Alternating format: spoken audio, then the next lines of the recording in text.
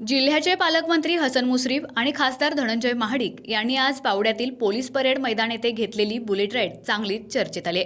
आज जिल्हा नियोजन समितीच्या निधीतून कोल्हापूर जिल्हा पोलीस दलास प्राप्त वाहनांचा हस्तांतरण कार्यक्रम पालकमंत्री हसन मुश्रीफ यांच्या हस्ते पार पडला।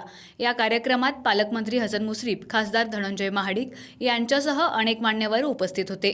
दरम्यान पालकमंत्री हसन मुश्रीफ आणि खासदार धनंजय महाडिक यांनी छान बुलेट राईड घेतली, ज्याच्यात खासदार धनंजय महाडिक हे सारथ्य करताना दिसत असून नामदार मुश्रीफ हे खासदारांच्या खांद्यावर हात ठेवत राईडचा आनंद घेताना दिसत आहेत। त्यामुळे आता जिल्ह्यात नव्याने काही राजकीय समीकरणे उदयाला येणार का, असा सवाल दबक्या आवाजात विचारला जाऊ लागलाय।